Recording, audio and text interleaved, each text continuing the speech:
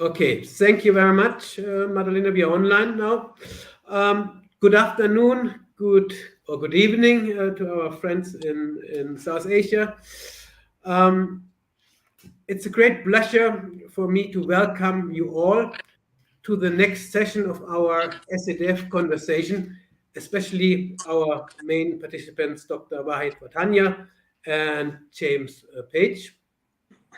My name is Dr. Siegfried Wolf. I'm the Director of Research at SADF, and I have the honor to moderate our today's discussion on Afghanistan. There's no doubt about the global significance of Russia's war against the Ukraine and the current developments in the Middle East. However, we thought there's an urgent need to remind the international community on the dramatic developments in Afghanistan, especially the plight of the Afghan people. To do so, we want to use the discussion of the book Post-NATO Afghanistan, Governance, Legitimacy and Politics of the Taliban, which is the last major publication of Dr. Wahid Watanyar, whom I know since several years from our time at Heidelberg University, first student, then doctoral colleagues, and then colleagues at our different institutes at Heidelberg University in Germany. Dr. Watanyar originated from Afghanistan and established his residence in Germany since 2001. He earned a master's degree in South Asian Studies at Heidelberg University, where he later completed his doctoral studies. Since 2018, he served as a country expert for Afghanistan at the Bertelsmann Foundation. Additionally, he assumed the role of country expert for Afghanistan within the Varieties of Democracy Index. And he served as a lecturer in Kandahar in 2022. Besides the book under discussion, Dr. Watanyar published a monograph in German on the political parties in Afghanistan, emergence, continuation, and disappearance, with Nomos publishing house in Baden-Baden. Besides his academic work, he has been actively engaged in Afghanistan through various social and humanitarian projects. It's, as I mentioned, it's a great pleasure for me to have you today here, and the words are with you, and we are listening to introduction to your book. Well, thank you so much, Dr. Wolf, for your kind remarks, and I'm very grateful to you as well for organizing this event and giving us the opportunity to discuss this book, which focuses especially on the post-NATO situation in Afghanistan after 2021. Well, as you rightly mentioned, I'm a student of political science, and my central focus has been exploring post-conflict countries, especially the dynamic of state-building process and rule and behaviors of the conflict party in the state-building process. Well, somehow Afghanistan encompasses each of these facets. At first, I was excited about the possibility of seeing directly how Afghanistan's state-building approach effort were being carried out after 2001. And later on, after 2021, I was very much interested as to how an insurgent party such as the Taliban could have seized control of the entire country, which is which hasn't happened just for the first time in the last 4 or 5 decades in Afghanistan, and continued to run it. So having said this, well, I have to also thank Magdalena for helping me, because my computer doesn't work here. So maybe we can go to the next slide if is it possible. Okay. Yes, thank you. Having said that, in this book, my primary desire was to discover how the Taliban, in their capacity as sole power holder navigate domestic and international challenge as a new ruler in Afghanistan? Well, in this context, two things appear to be very clear in Afghanistan. The domestic policy of the current government in Afghanistan has the capacity, has the potential to impact the stability of the current, the stability of the government of Afghanistan, and the legitimacy of the current government in Afghanistan, and the persistence of the Taliban as a political party in Afghanistan. On the other hand, the regional and international strategies of the Taliban appear to be formulated with two primary objectives in mind: securing recognitions for the current government, and secondly, fostering a mutually beneficial partnership with the regional and international partner to facilitate economic expansion in Afghanistan. However, the Taliban's actions encounter significant obstacles, which consequently impact the development of the current government and Afghanistan in general. So, we would like to go to the slide 3, yes, the book structure. So, to tackle this concern in this context of the Taliban government, my book conducts an analysis in 4 primary chapters. After a brief introductions, I'm analyzing the Taliban governance. Then I am looking into the security policies of the Taliban, as well the international relation or regional relation strategies of the current government. And the third chapter, I'm looking at the socioeconomic conditions right now under the Taliban regime.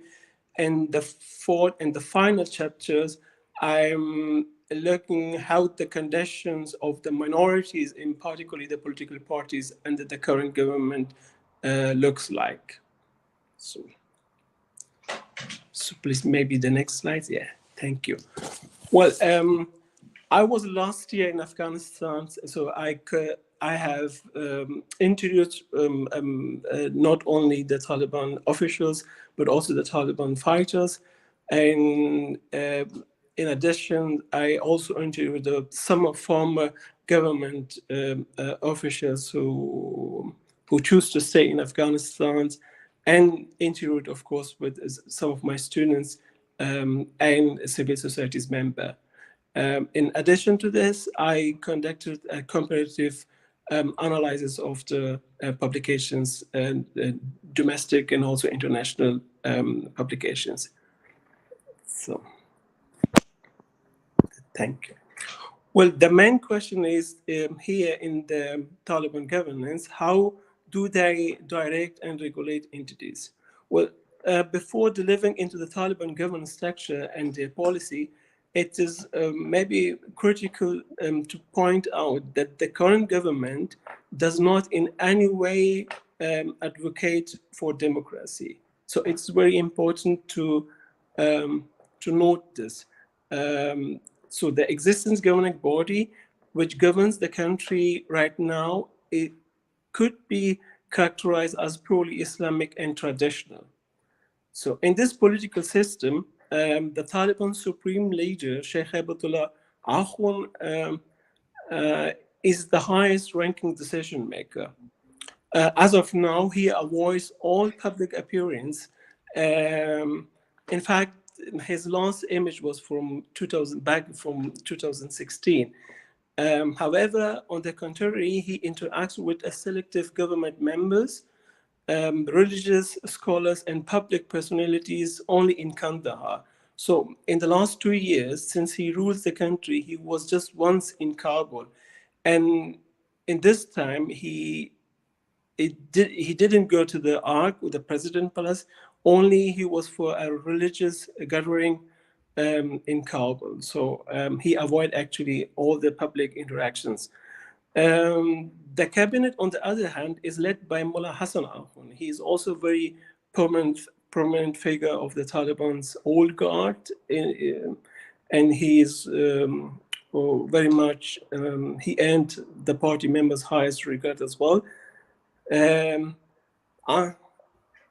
moreover, as they re-established their Islamic Emirate, so as I mentioned earlier, that they do not, the Taliban current system does not advocate for democracy, so they have dismantled some of the former political institutions which actually characterize a democratic, in the sense of democratic. So these institutions include, among others, the Ministry of Women Affairs, the election commissions, and the Ministry of Peace. However, since their re-establishment of the Emirates in 2021, there have been also a significant progress, in particularly in the area of security and stability. This is something which the Taliban is famous for. It was also a distinctive characteristic of the Taliban in their early phase of regime in 1990s. At the same time, because of their authoritarian characteristic, they have imposed some severe restrictions, particularly on women, which have a significant negative influence on women's rights and education and work conditions, especially with the domestic and international NGOs in Afghanistan. Similarly, their approach to political engagement and inclusivity in the political process is notably restrictive. That means limiting diverse representation and broader citizen involvement. Nonetheless, there has also been an unmistakable desire to promote the participation of women in business entity, particularly. Since 2021, the government has established several vulnerations with the purpose of encouraging female entrepreneur and promoting domestic businesses. It is something unique because most of people will think that they have put a total restrictions on activity of the woman, but in this case, it is very distinguished. It is very different. Yeah. Following the Taliban's takeover in 2021, however, there were the regional countries expressed grave worry about the regional security because of the creation of new terrorist organization, as well as the rise of IS Khorasan, which is a terrorist organization, and they were also very active before 2021. However, since assuming power, the Taliban have proven to be, in this particularly issues, very reliable, as they addressed this issue with very determined. Well, apart from isolated incidents, the overall threat presented by ISK has significantly dropped since 2021. So they consider the ISK in Afghanistan as their first enemy, and they determinedly implement the military operation against this terrorist organization in Afghanistan.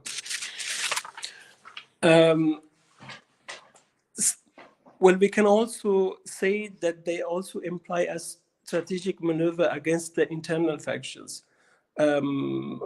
Parties opposing the central government.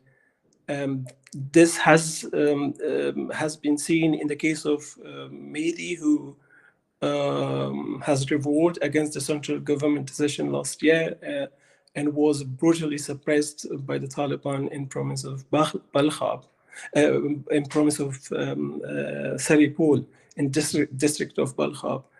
The similar strategy by the government was also seen against the national resistance front in northern Afghanistan, in the province of Panjshir in Baghlan, which was also brutally suppressed by the Taliban. Well, at this point, we can also see that their capacity, the capacity of repressions and the capacity to apply force is remarkably high at the moment. Well, in regard to ISK, it seems that the regional countries has begun to appreciate the actions of the Taliban against the ISK, because ISK is a group which not only focus in Afghanistan, but they are willing to spread out in the Central Asia's countries like Uzbekistan and Tajikistan and other neighboring countries. So this action was quite appreciated by the regional countries. On the other hand, the Taliban are trying to use the situations because right now in Afghanistan, they have the total control and in addition to the totally control, they have managed to secure some security in Afghanistan. So they want to use the situations and tighten their engagement in terms of economic relation with the neighboring countries, knowing that Afghanistan has a better geopolitical locations. It connects like Central Asia to the southern globe, South Asia. So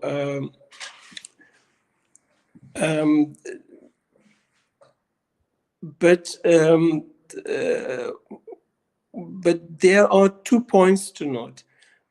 First, that the engagement of the regional country appear to be driven by a certain autocratic bond due to the nature of these nations. As we know, all the neighboring countries of Afghanistan shows autocratic characteristic, and yet this partnership, which is right now between Afghanistan and its neighboring countries, particularly in Central Asia, with the Central Asia countries, seem somewhat unstable. And secondly, that the Taliban engagement with the Western country is significantly limited. To my knowledge, besides a few European Union staff in Kabul, there are no official Western representative in Afghanistan right now. And despite the fact that their government recognition is dependent on Western decision, there is a sort of widespread belief that the Taliban value regional connectivity and relation over engagement with Western states. Maybe we can go to the next slide now, is it possible? Yeah. Well, in terms of socioeconomic opportunities, I would like to point out, if we talk about the current situations in Afghanistan, well, it all begins with the 2014, when in 2014 the international troops start to withdraw from Afghanistan. It has had a very impact on Afghanistan economic situations. Then the conflict, which began to spread from 2018, it has a remarkable impact on this economic situation in Afghanistan. And then there was pandemic in 2020, and so all these factors impact the socioeconomic and situation in Afghanistan. And lastly, since 2021, as we know, there has been a very hard sanctions. Then the international NGOs do not work like before. So there are too many factors which have impacted the current situations, particularly the socioeconomic conditions in Afghanistan. But somehow in the current report of World Bank, the current report of World Bank shows that there has been some good progress since last year. The export has been very good. The import of Afghanistan's compared to last year in 2020 has been very good. And the corruption reduced significantly because the Taliban are very direct about the corruptions, to fight the corruptions. Then there has been a revenue collections which almost makes 60% of the total budget in Afghanistan. So all these things, according to the World Bank, it is a quite good progress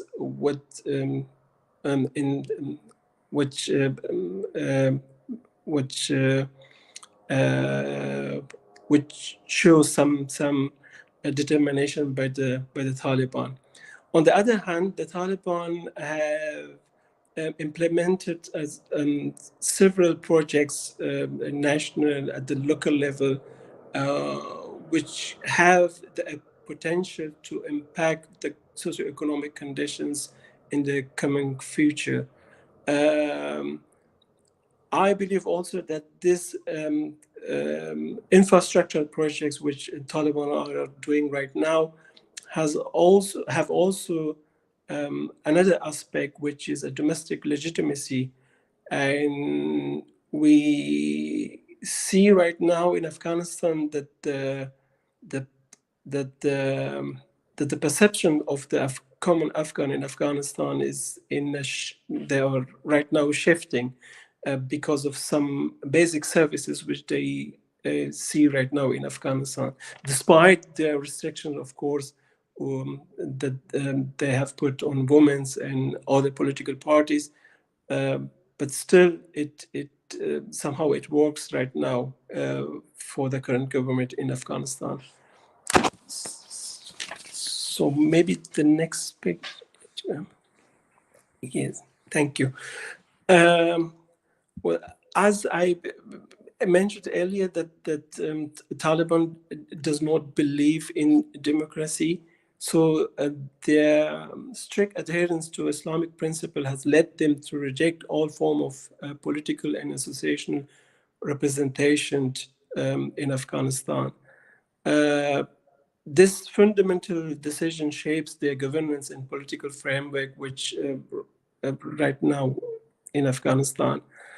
At the same time, there have been some approach in terms of inclusivity in Afghanistan that have seen some recruitment.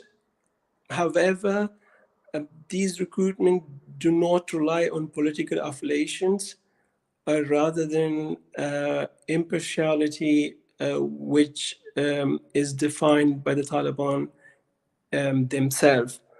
But at the same moment, at the same time, it is important to note that almost all significant position in the current government is reserved for the Taliban party member.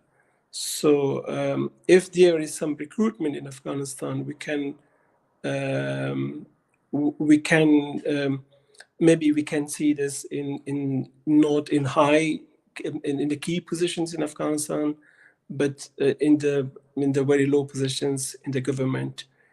And in terms of the minorities in Afghanistan, well, in 2021 there have been a huge worry from the minorities in Afghanistan, especially from Shia minorities, and then Hindu community and Sikh community of Afghanistan, because they had a very bad experience in the Taliban first regime. But and then we have also seen that some of Hindu community were evacuated by the Indian government through special visas. And right now, it seems that the Taliban have noticed these issues, and selectively they are trying to provide some services in order to reach the acceptance among these minorities in Afghanistan. I haven't seen any political representation of this community in the current government, but just 2 weeks or 3 weeks ago, there has been an appointment among the Sikh community in Afghanistan in one district of Kabul. He was chosen by the Taliban government as a representative of the district in Afghanistan. Yes. So, and in addition to these minorities, Afghanistan has experienced also that most of the skilled and educated societal group have been evacuated by the international community in 2021, which had led to the shortage of professional knowledge in the current government. So this is also a big issue right now in Afghanistan because of lack of professionalism in the current government. So maybe the last slides. Thank you. So overall, I would like to point out 3 primary issues which may affect the current government in Afghanistan or the presence of the Taliban. As I mentioned earlier, there has been some effort to build the infrastructures and to provide some services in Afghanistan in order to gain or to secure the domestic legitimacy in Afghanistan. This strategy of the Taliban right now, it seems just a little bit to work, but we have to wait and see if they are determined in this particularly actions. And then the absence of political representation and limitation on women's rights serve as a key factors which contributed to their external isolation right now. This is a very crucial point, and which have attracted worldwide attention, and And this is also the reason why they still struggle to be recognized by the international community. Finally, their regional interactions with the neighboring countries may have some impact on the persistence of the Taliban government, but this is also not always stable, as I previously mentioned. If we look right now at the relationship with the relationship of Pakistan's with Afghanistan, we see that there is a huge tense between two countries, and somehow it affects also the conditions or the quality of the governments in Afghanistan as well. So thank you very much. Yes, thank you very much, Dr. Watanyar, for your excellent presentation and your detailed summary of your book, and that you outlined so very well your main points. So it's very interesting. Some of the points you made were surprising to me, but it's not my job now to discuss your book, because therefore I have the great pleasure to introduce you to James Page. James Page, we were lucky to win him over as a discussant for your book, and to start the conversation of our today book discussion. James Page is an honorary fellow at the UK-located University of Durham in the School of Government and International Affairs. He is an Economic and Social Research Council-funded PhD student at the University of St Andrews, also in the UK.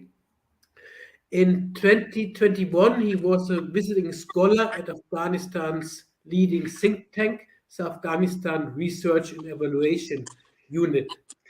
James first went to Durham in July 2015 after serving with the United Nations Assistance Missions Afghanistan. James also served as a political affairs officer with the United Nations Assistance Mission Afghanistan, in brief UNAMA, between 2009 and 2015. He joined UNAMA in the spring of 2009 and served in the mission's headquarters in Kabul as special assistant to the director political. In addition to assisting the UNAMA political director from 2011 to July 2014, he was the lead for the political security sector reform, transition and transformation portfolio in the mission. James, thank you very much for joining us. And I know already that you have several points, questions to make, and I would like to give you the word. Thank you very much. It's a pleasure to be here and to join you for this discussion about this interesting book. And really, the first thing that struck me about the book was that the researcher who's with us, Dr. Watanyar, had managed to go to Afghanistan recently, which is fairly unusual. So I was wondering, what were the limitations and challenges to go to Afghanistan since the Taliban took over and to research there? Well, I was surprised too. Well, I used the snowball effect. So I contacted some of the people in Afghanistan last year when I was traveling to Afghanistan. So and asked him if they have if he wants to speak about some issues. So when I met him, then. And then after that, he introduced me to another person. So it's called the snowball effect. So through this, I could manage to meet some of them. But there is also a difference between Taliban who had previously worked in purely in military structure, and the Taliban who had worked in civil structure. So I found out that the people who work previously in civil structure are more softened and more willing to speak. So and for this reason, so it was quite for me it was quite easier to speak with them. Yes. And so, how was it researching in Afghanistan? How do you characterize the situation?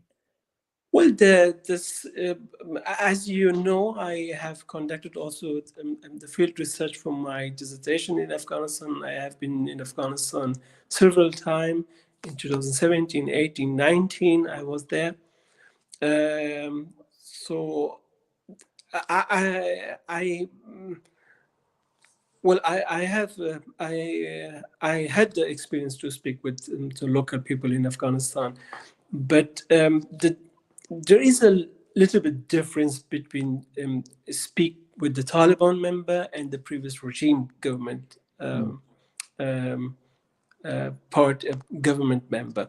So the main difference was like when I was talking to the previous regime officials, I had also a sort of feeling that everybody speaks here for themselves.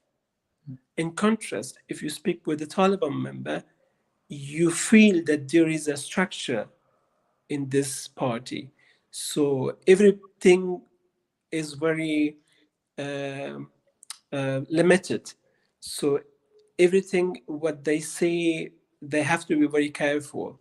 So to choose the right word and how long they have to speak.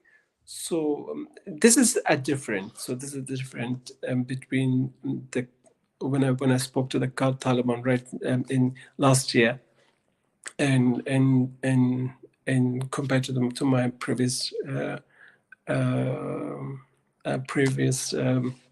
research. And another difference was like when I was last year in Afghanistan, the securities in Afghanistan right now remarkable. So you can go everywhere without having the feeling that you will face some some sort of threat in from somewhere in Afghanistan. So this is also a point which I noticed last year in Afghanistan. So I traveled to many provinces in Afghanistan, including Bamyan, Logar, Balkh, Kunduz, and then Takhar, and so this was my personal experience in Afghanistan. Yeah. Okay, and you noted some of the economic developments. I mean, Yes. it may be helpful for me to note that the World Bank has also said that Afghanistan lost 10 years of GDP growth with the Taliban takeover, and even since 2021, the August 2023, it had lost another 20% of GDP. So it seems to be serious economic challenges that the Taliban regime is facing. And Afghanistan is listed by the UN as one of the largest humanitarian problems, catastrophes in their words, that the world is facing. And so what would you say were the most pressing governance challenges that the Taliban regime is now facing, more broadly than simply economic challenges? Well, there have been a lot of challenge which the current government is facing right now in Afghanistan. And the most and main challenges like the recognitions. So, and they are not recognized by any country in the world. So it limits it defines their boundary in the world politics. So the engagement with the regional countries and with the international community is very limited because of this issue. There are some interactions with the regional countries. We have seen that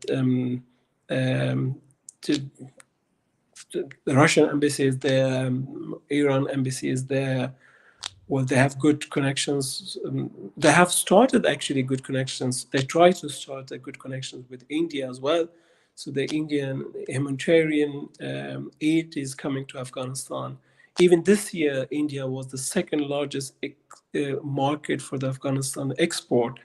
So formally, there is no recognition in the region, but there are some good engagement with these countries. So I would say this is the main issues of the Taliban right now. Well, some will argue that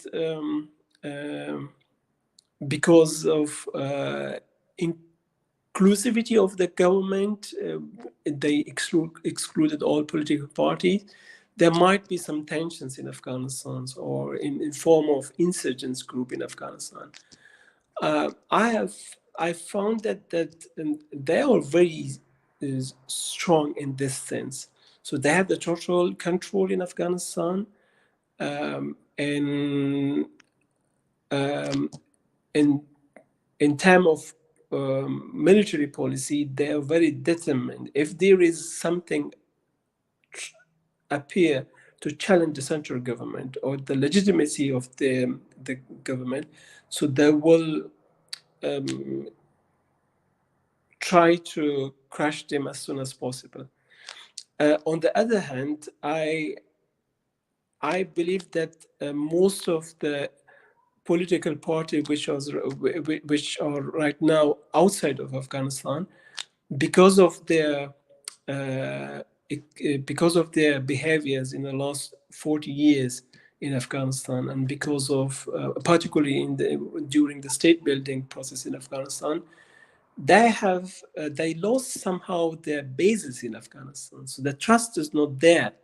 If the Taliban's, for instance, doing something wrong, you have to have someone that have the capacity to mobilize the people on ground. This is right now missing somehow. The famous or the one major actor, which was the NRF, the National Resistance Front, which has been emerged after 2021. He had this organization has lost also its influence on ground. So from this perspective, they know that there is no party that can challenge them militarily on ground. So these are two aspects which I can bring in this particular issue. And it seems that the Taliban have been keen to impose their authority in Afghanistan and to expand their rule. However, it also appears they haven't done so much regarding governmental structures. They've tried to establish ulema councils in all the provinces, sort of eyes and ears of the regime. But when it comes to things like rule of law, the Taliban, when they were setting up shadow government during the period when US and NATO-led forces were in Afghanistan with UN Security Council mandate and assisting the Afghan government, then there was quite a keen emphasis by them on shadow judicial sector courts in order to try to build up a sense of legitimacy.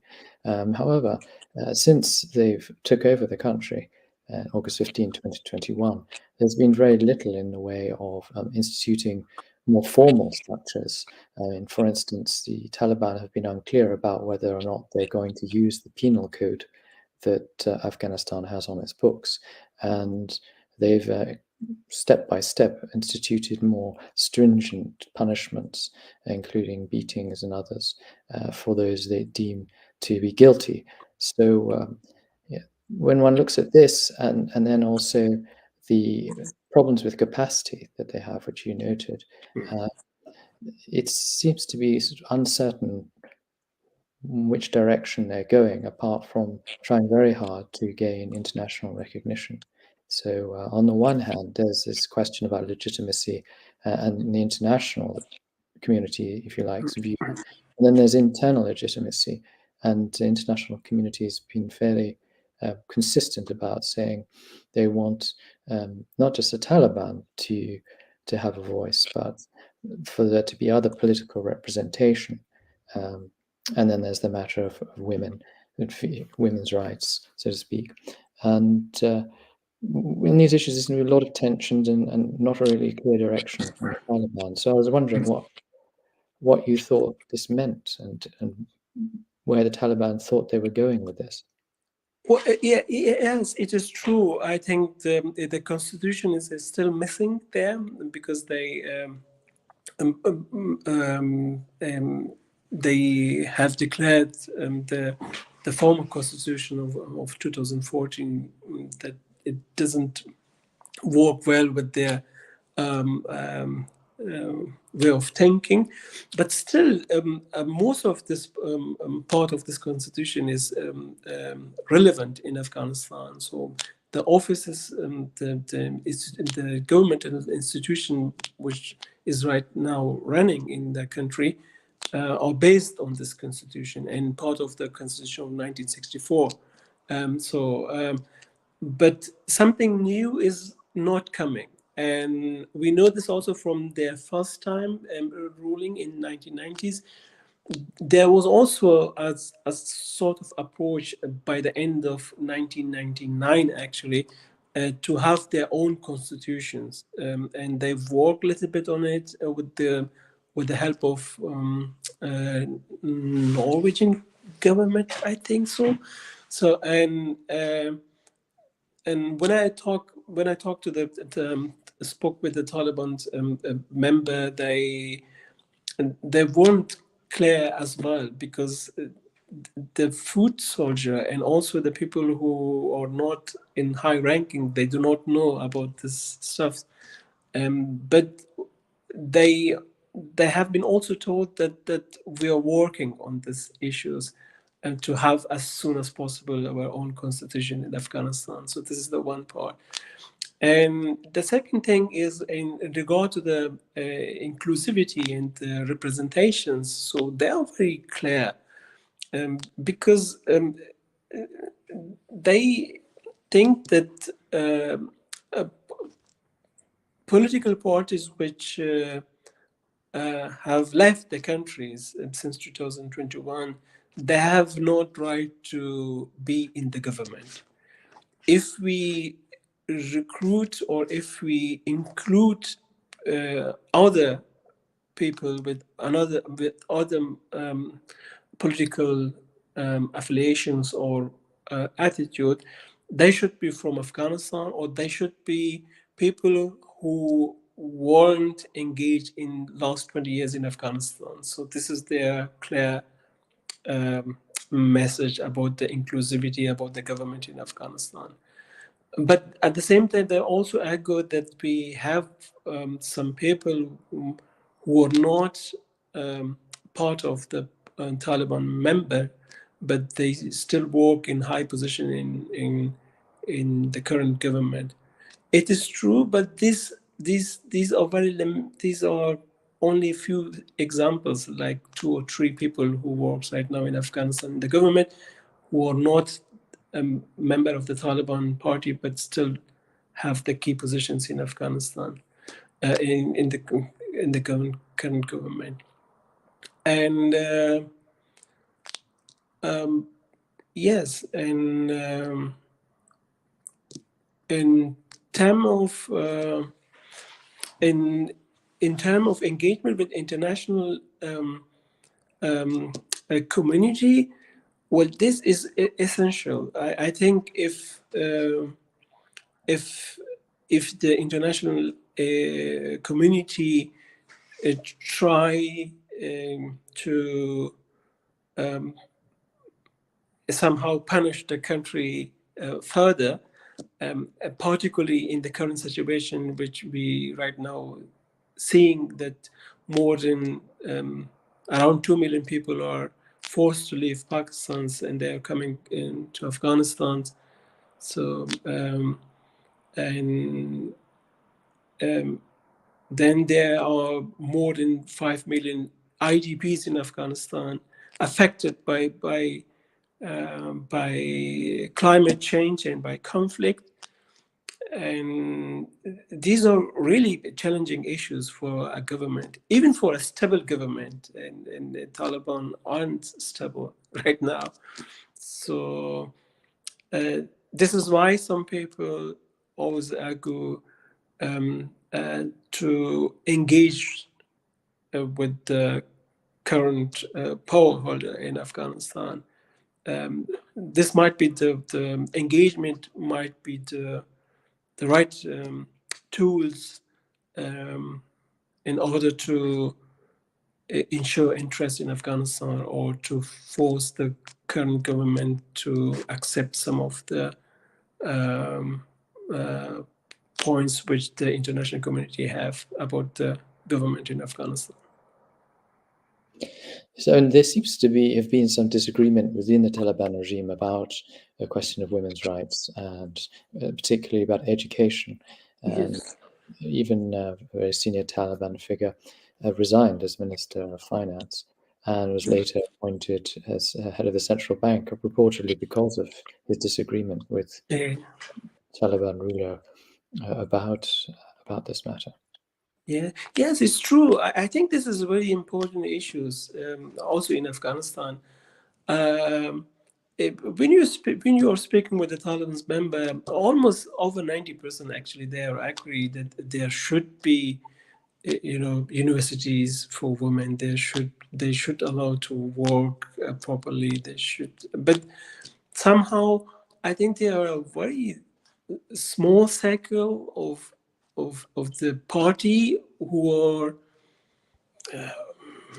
are extremely powerful, seems to be extremely powerful, who are against, who are not against, but who are trying to find a solution for this whole issue, which the education issues in Afghanistan and the work conditions for the Afghan women in Afghanistan. But at the same time, as I mentioned in the presentation, that if you compare the women activities in the business entities in Afghanistan, it is almost not comparable with the former regime, because you have a lot of business area which has been provided by the government, even for the less salary, 400 Afghanis, it is more than I think $5 per month, just only to promote the women activities in the domestic or in business entities. This is the only thing which I can see that the Taliban trying to somehow counter the idea that the Taliban are strictly against the women.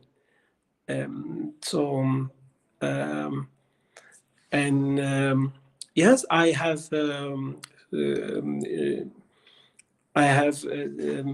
have spoken with my students, my family members in Afghanistan, so they are affected from this particular issue against women. Yeah.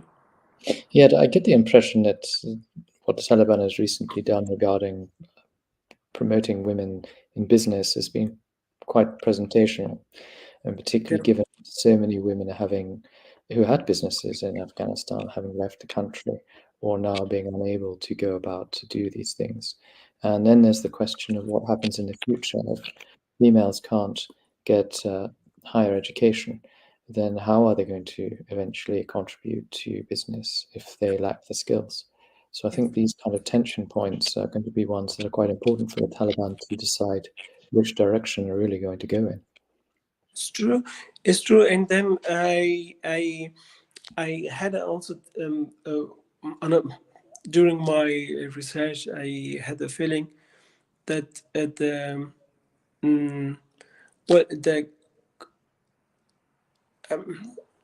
to do not have the internal party conflict, it is very important in order to have a persistence of the party.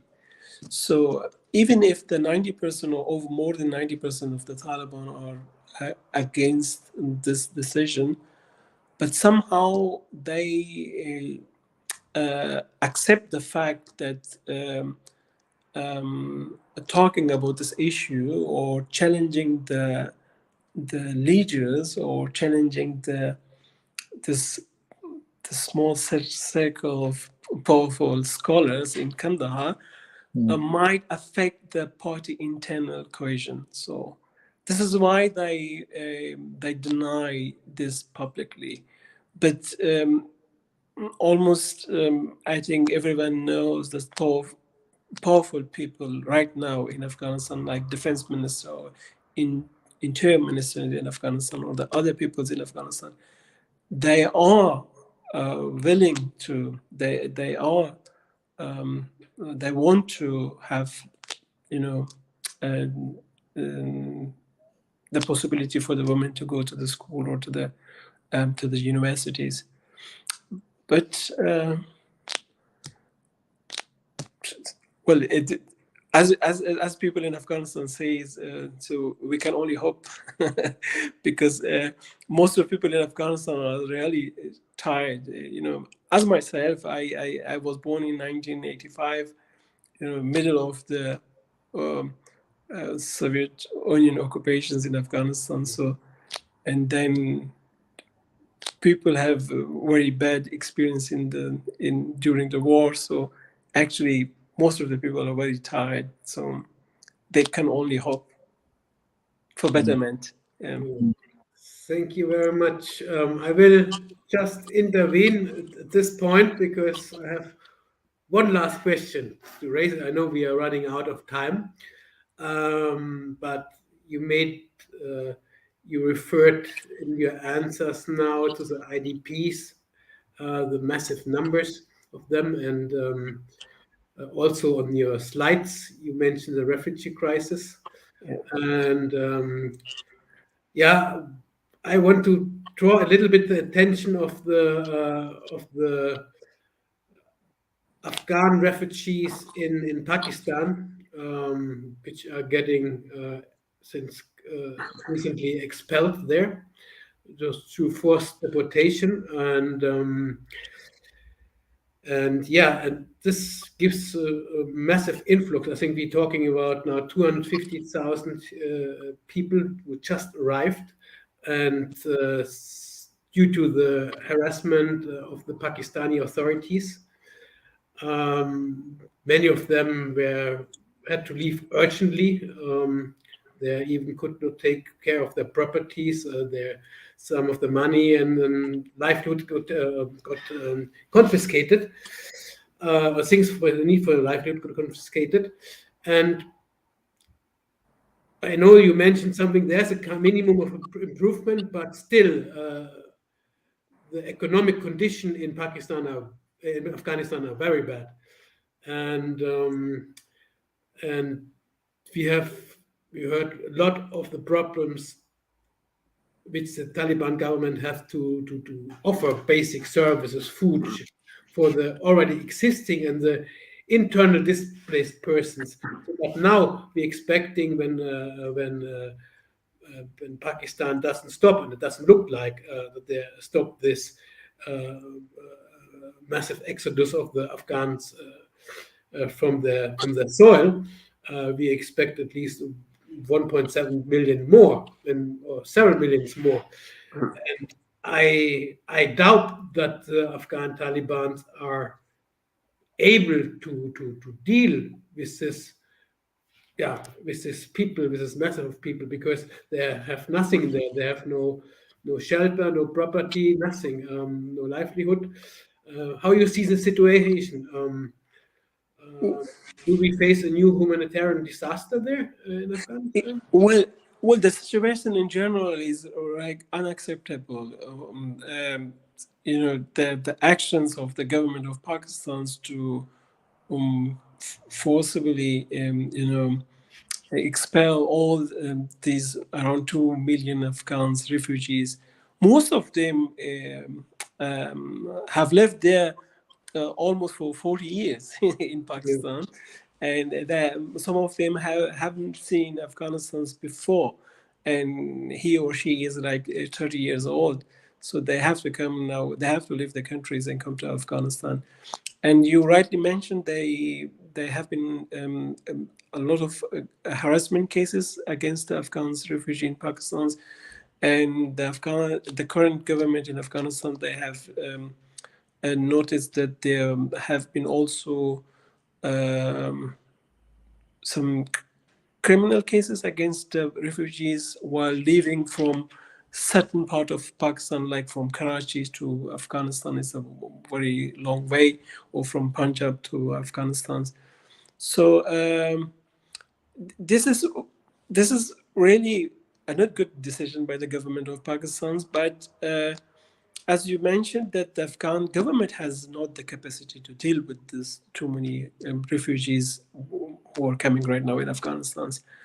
And in the beginning of this crisis, the government, the defense ministry has sent actually 200 like vessels to Jalalabad, to Spin Boltek, in order to bring these refugees, whoever they want, like in Afghanistan, in every province. They are all from different provinces.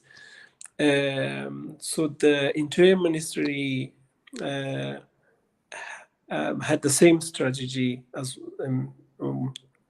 to deal with this crisis. But what I right now see is a remarkable support from the Afghans, not Afghans in Afghanistan, but also Afghans from abroad. Right now, the Afghan cricket captain, he's in fundraising tour in USA. He's selecting money for the Afghan refugees who are coming from Pakistan. Similarly, a lot of humanitarian organizations in Afghanistan, they have,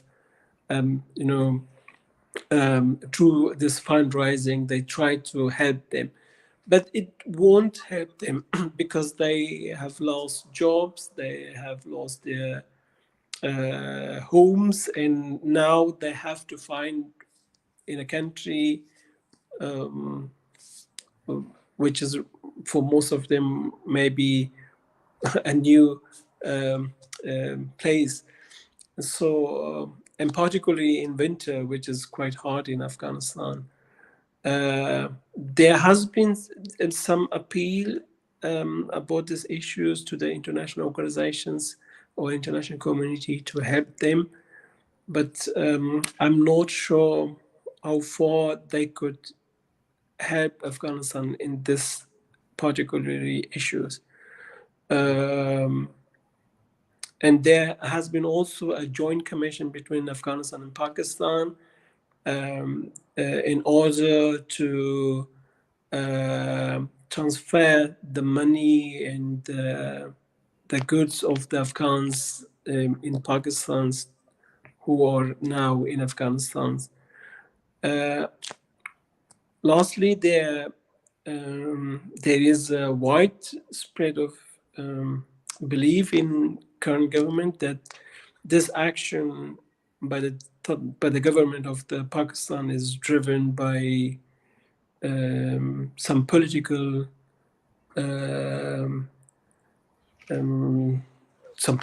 issues which they have with the Afghanistan government.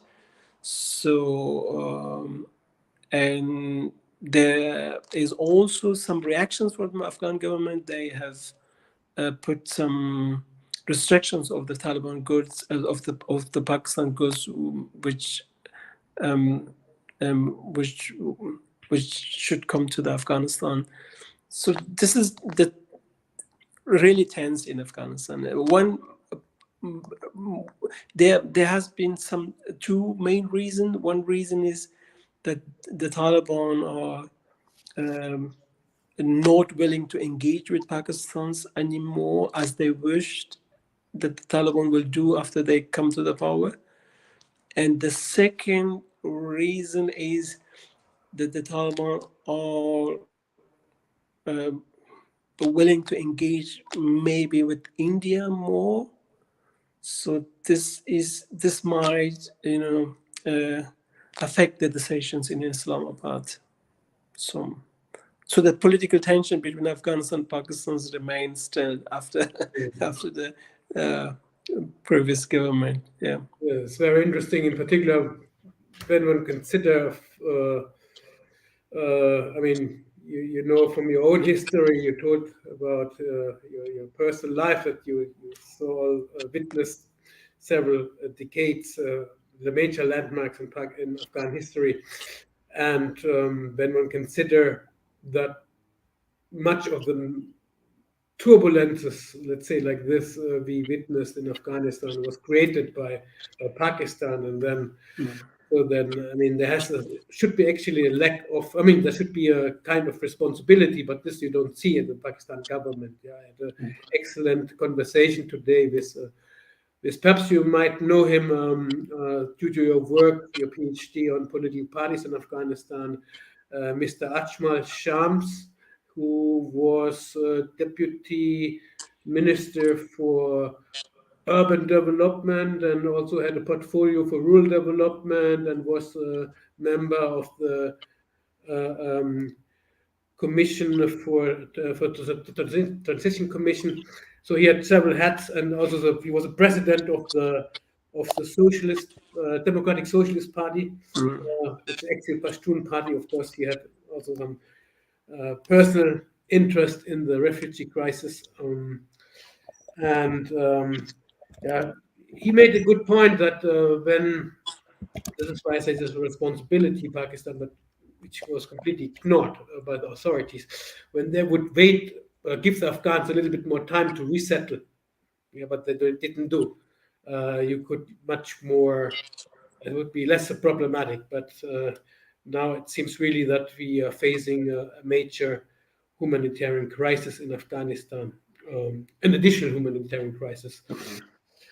Last but not least, yes, thank you very much. I mean, we heard some interesting new points that